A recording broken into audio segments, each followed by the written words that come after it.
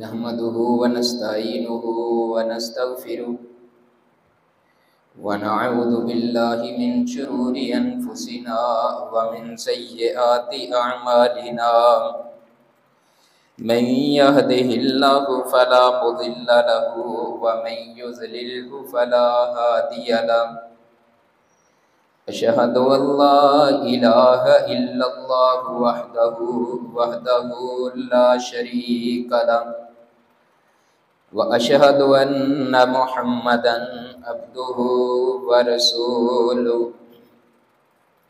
يا أيها الذين آمنوا اتقوا الله حق تقاته ولا تموتن إلا وأنتم مسلمون يا أيها الناس اتقوا ربكم الذي خلقكم من نفس واحدة وخلق منها زوجها وبث منهما رجالا كثيرا ونساء واتقوا الله الذي تساءلون به والأرحام إن الله كان عليكم رقيبا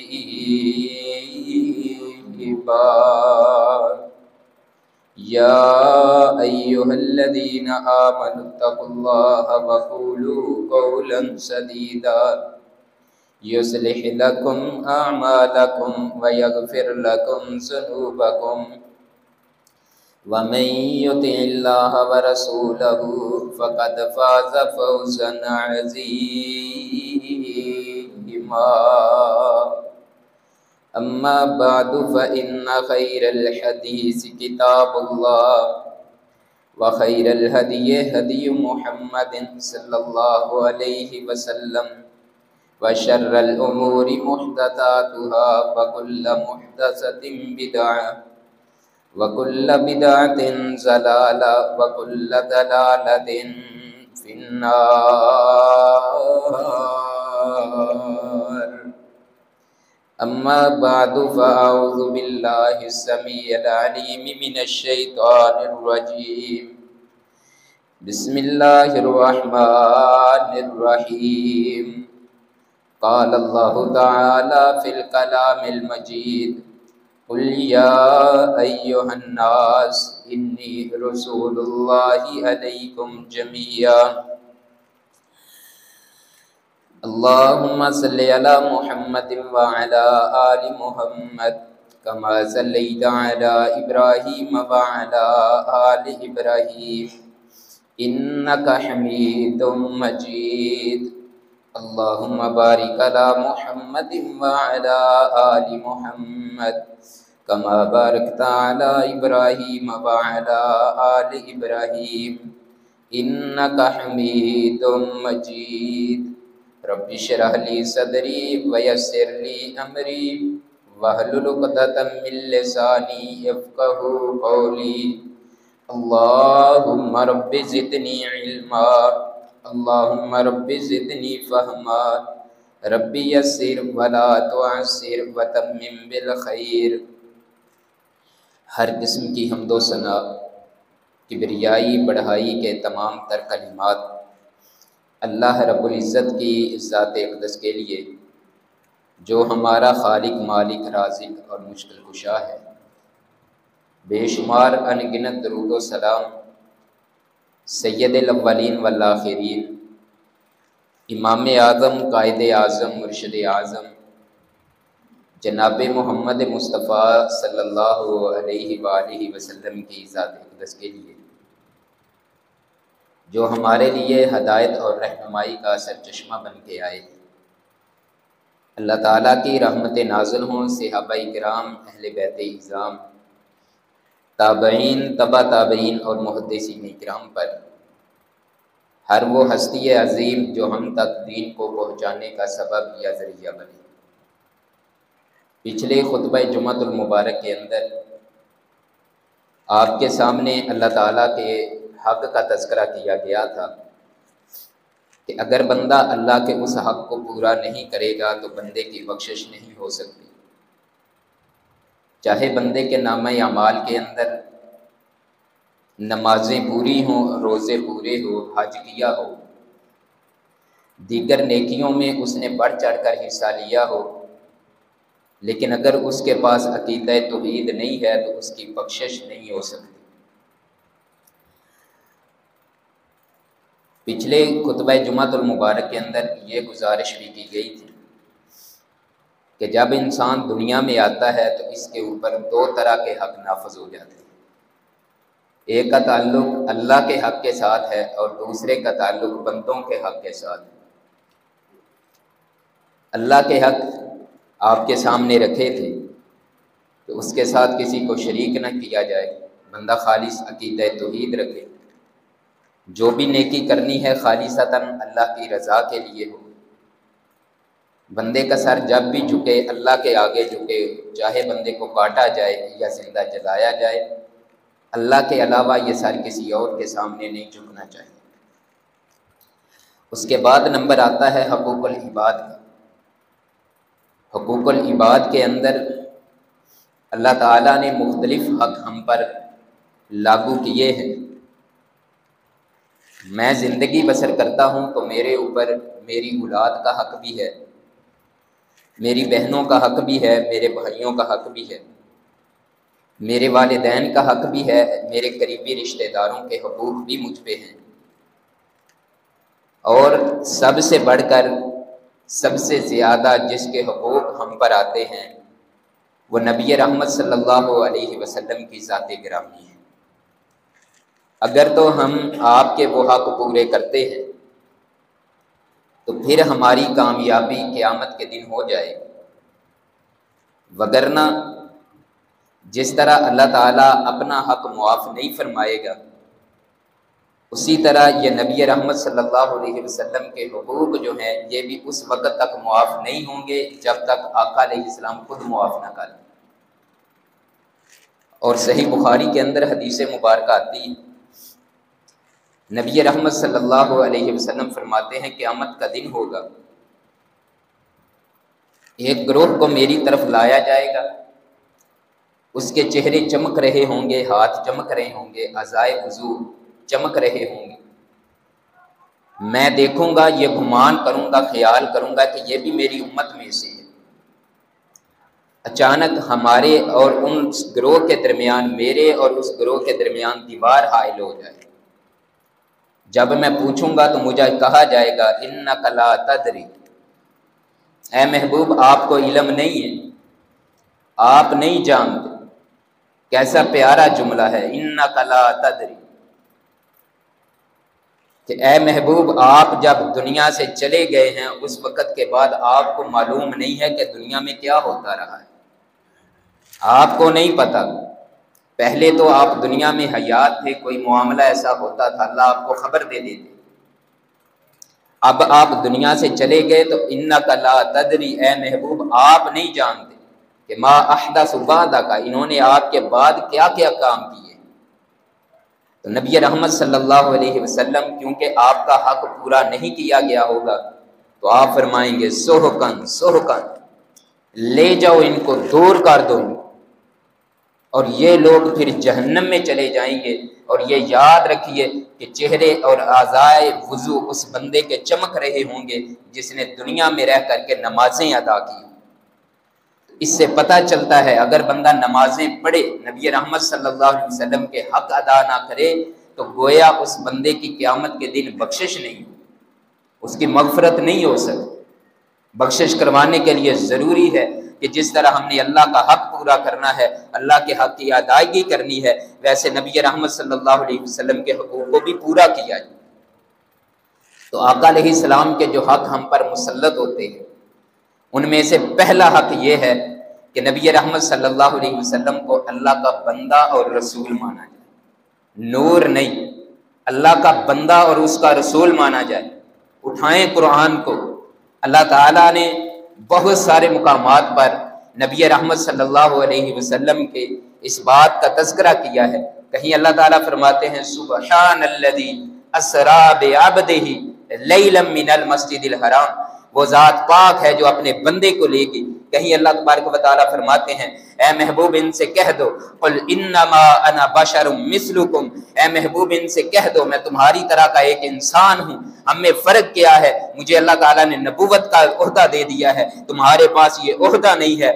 قل انما انا بشر مثلکم یوحا الی، میری طرف وحی ہوتی ہے، فرق ہمارے درمیان بس یہ ہے، ویسے جو عظمت میرا مقام میرا مرتبہ یہ ہے کہ میری طرف وحی ہوتی ہے، تمہاری طرف وحی نہیں ہوتی، تو اللہ تعالیٰ نے میرا یہ مقام بلند کر دیا ہے، میرا یہ مرتبہ بلند کر دیا ہے۔ یہ ہم پر ضروری ہے کہ نبی رحمت صلی اللہ علیہ وسلم کو اللہ کا بندہ اور رسول مانا جائے۔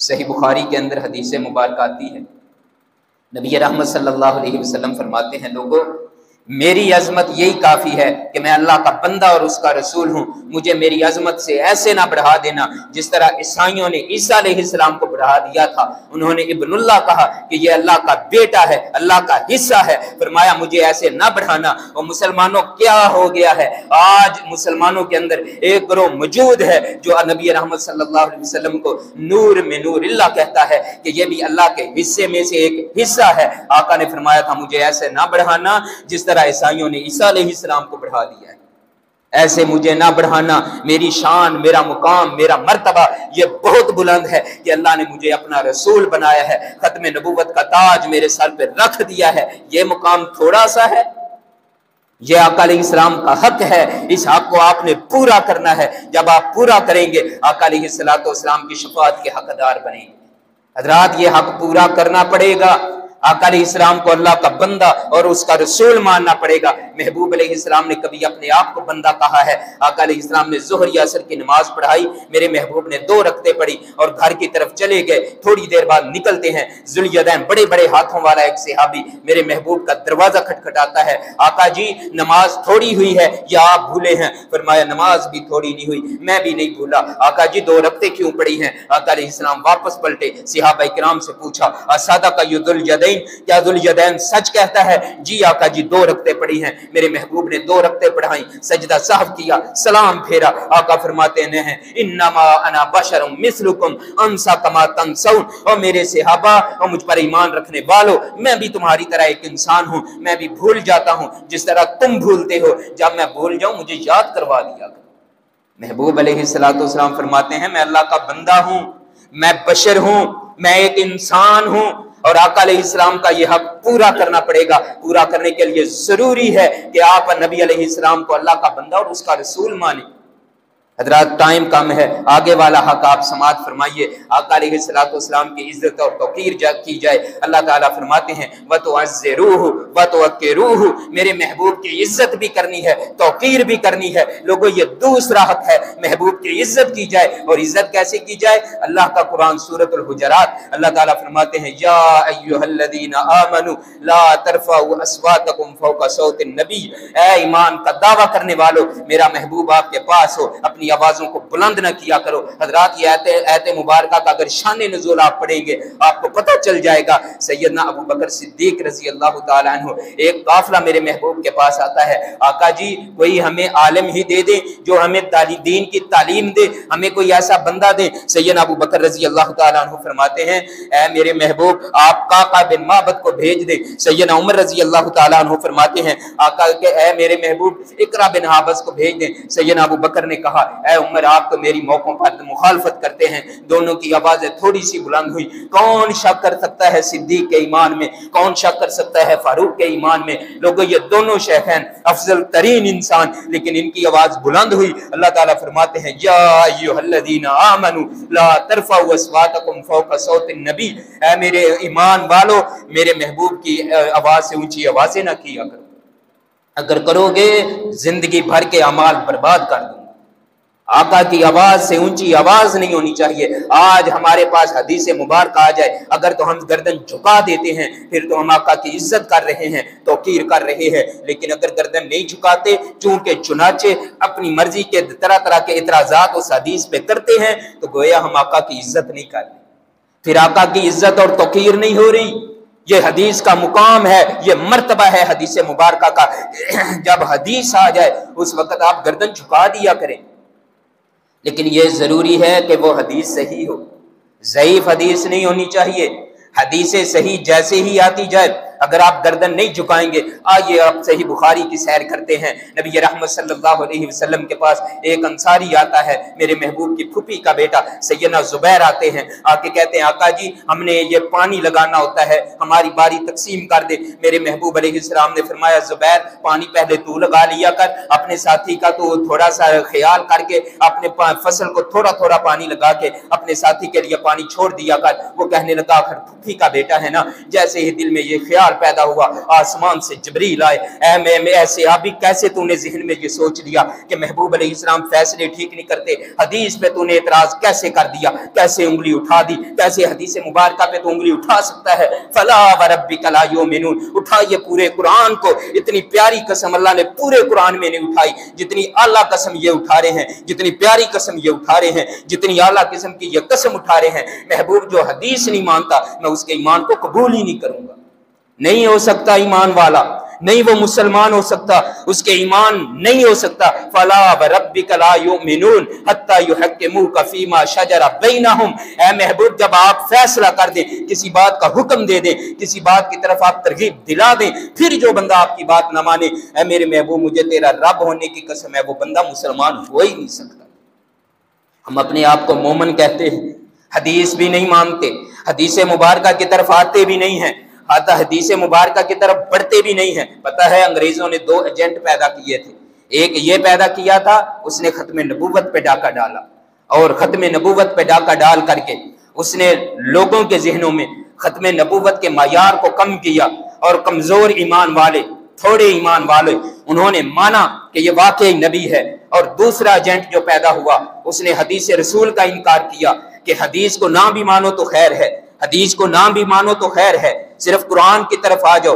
حضرات یہ ایمان سے کھیلا گیا، لوگوں کے ذہنوں سے حدیث مبارکہ کے مقام کو تھوڑا کیا گیا، کم کیا گیا، حالانکہ اللہ قرآن میں قسم اٹھا کے فرماتے ہیں وَالنَّجْمِ إِذَا هَوَىٰ مَا ضَلَّ صَاحِبُكُمْ وَمَا غَوَىٰ، اور لوگوں مجھے میری مخلوقات میں سے ستاروں کی قسم ہے، میرا محبوب اپنی مرضی سے بولتا ہی نہیں ہے، یہ بولتا ہی تب ہے جب وحی آ جائے، وحی کے ذریعے بولتا ہے، جب بھی دینی معاملے میں بولے، حدیث سے جب بھی یہ بولتا ہے اپنی مرضی سے نہیں بولتا۔ پھر طرح طرح کا اعتراض ہوتا ہے کہ نبی علیہ السلام نے تو یہ فرمایا، قرآن میں ایسا کیوں ہے؟ یہ سارے پلاننگیں انگریز کی تھی، اس نے ایک پلان کے تحت لوگوں کے ذہنوں سے حدیث کے مقام کو کم کیا ہے، تھوڑا کیا ہے، تاکہ لوگوں حدیث مصطفیٰ سے دور ہو جائیں۔ جب حدیث مصطفیٰ سے دور ہوں گے ان کے اندر سے غیرت ختم ہو جائے گی، جب غیرت ختم ہوگی پھر ہم جو چاہیں گے ان سے کروا لیں گے۔ آج دیکھ لو پورے وطن کے اندر جو انگریز چاہتا ہے وہی ہوتا ہے، ہماری مرضی تو چلتی نہیں ہے۔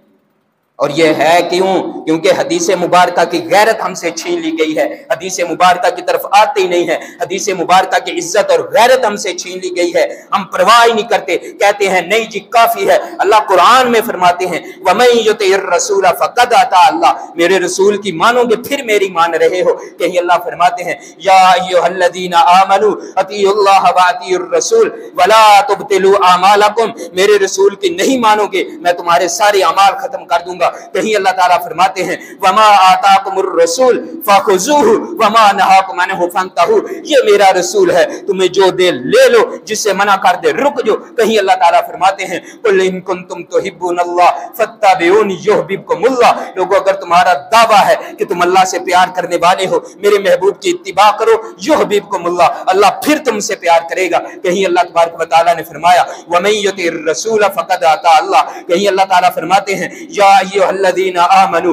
اطیعوا اللہ واطیعوا الرسول واولی الامر منکم، اے لوگو تم اللہ کی مانو، اس کے رسول کی مانو، اپنی علماء کی مانو، جو بھی تمہارا عالم ہے اس کی بات مانو، تمہارا امام ہے اس کی بات مانو، امام ابو حنیفہ کی مانو، امام مالک کی مانو، امام شافعی کی مانو، امام مالک رحمہ اللہ، ان سب کی مانو۔ لیکن فَإِن تَنَازَعْتُمْ، اگر امام ابو حنیفہ رحمۃ اللہ علیہ کوئی اور بات کہہ دے، امام مالک کوئی اور بات کہہ دے، اختلاف پڑ گیا، اللہ تعالیٰ فرماتے ہیں فَإِن تَنَازَعْتُمْ، اگر ان میں اختلاف پڑ جائے پھر نہ مانو امام ابو حنیفہ کی، نہ مانو امام مالک کی، نہ امام شافعی کی طرف بڑھو، نہ احمد بن حنبل کی طرف بڑھو، فَرُدُّوهُ إِلَى اللَّهِ وَالرَّسُولِ، پھر اس کے رسول کی طرف آ جاؤ، اللہ کی طرف آ جاؤ۔ وہ کیا فیصلہ کرتے ہیں؟ پھر ان کی طرف بڑھنا ہے آج ہمارے دعوے تو ہیں ہم اللہ کی مانتے ہیں، آج ہمارے دعوے تو ہیں ہم قرآن کی مانتے ہیں، قرآن کہتا ہے حدیث کو مانو، پھر قرآن کی ماننی پڑے گی، حدیث مبارکہ کی طرف بڑھنا پڑے گا، اور عزت رسول بھی یہ ہے، اللہ تعالیٰ فرماتے ہیں میرے رسول کی مانو گے عزت ملے گی۔ اور صحابہ کرام رضوان اللہ اجمعین نے پھر عزت کیسے کی ہے، پھر صحابہ کرام رضوان اللہ اجمعین حدیث مبارکہ کی طرف کیسے بڑھے ہیں۔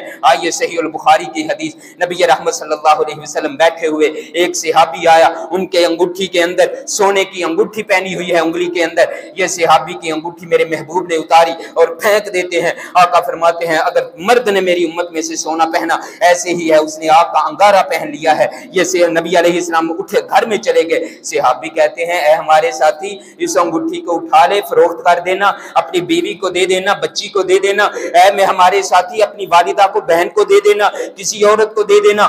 صحابی کا ایمان دیکھیے، وہ کہتا ہے کیسے ہو سکتا ہے کہ نبی علیہ السلام نے ایک چیز کو پھینک دیا ہو اور میں اٹھا لوں؟ ہو ہی نہیں سکتا۔ حضرات ایسی غیرت پیدا کریں، یہ چیز ہونی چاہیے، یہ آقا علیہ السلام کا حق ہے ہم پر، اگر یہ حق پورا کر رہے ہیں پھر ہماری کامیابی ہے، اگر حق پورا نہیں کر رہے پھر کوئی کامیابی نہیں ہے۔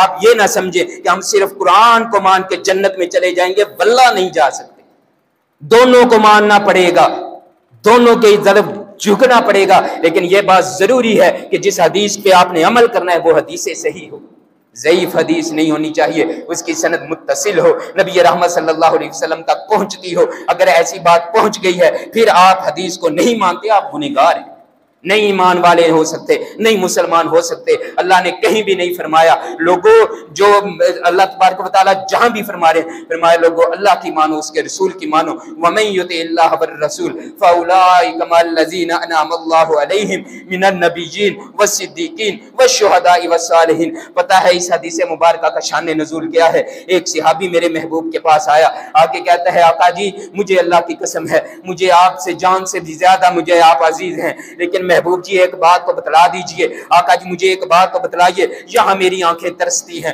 میں بھاگتا ہوں آپ کے چہرے کا دیدار کر لیتا ہوں، آقا دل بے چین ہوتا ہے، میں آتا ہوں آپ کے چہرے کو دیکھتا ہوں، میرا دل سکون میں آ جاتا ہے۔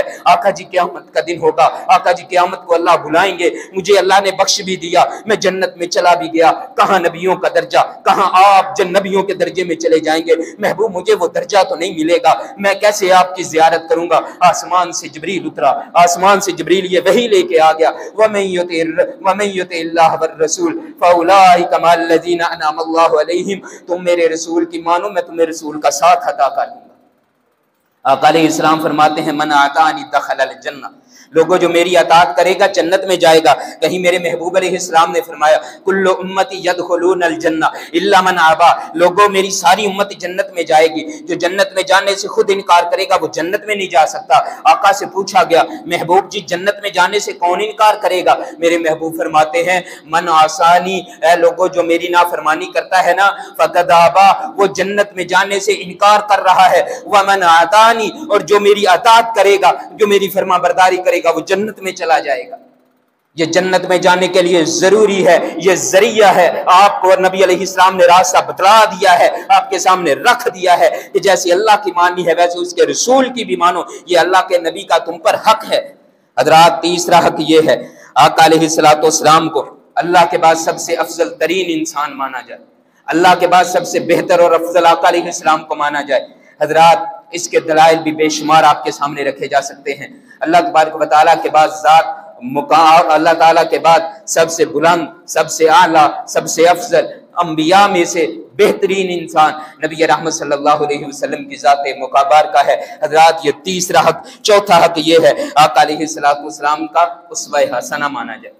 اللہ تعالیٰ قرآن کریم میں فرماتے ہیں لَقَدْ كَانَ لَكُمْ فِي رَسُولِ اللَّهِ أُسْوَةٌ حَسَنَةٌ، لوگو میرا رسول تمہارے لیے بہترین اسوہ حسنہ ہے، اس کے نقش قدم پہ چلو، اس کی زندگی کو اپناؤ۔ اگر حکمران ہو مدینے کے حکمران کو دیکھو، تاجر ہو مکہ کے تاجر کو دیکھو، اگر تم باپ ہو فاطمہ کے بابا کو دیکھو، اگر تم بیٹے ہو حلیمہ کے بیٹے کو دیکھو، اگر تم یتیم ہو مکہ کے یتیم کو دیکھو، جس کیٹیگری کے اندر بھی ہو تم نبی علیہ السلام کو دیکھو گے، آپ کی زندگی تمہارے لیے ایک بہترین بہترین نمونہ ہوگا خادموں کے ساتھ کیسے سلوک کرنا ہے۔ آقا علیہ السلام کی زندگی کو دیکھو، عبادات کیسے کرنی ہے، آقا علیہ السلام کی زندگی کو دیکھو، اپنے صبح شام اپنے شب و روز کیسے بسر کرنے ہیں۔ محبوب کی زندگی کو دیکھو گے، لقد کان لکم فی رسول اللہ اسوۃ حسنہ، وہ بہترین نمونہ ہے، آقا کی زندگی کو لینا پڑے گا۔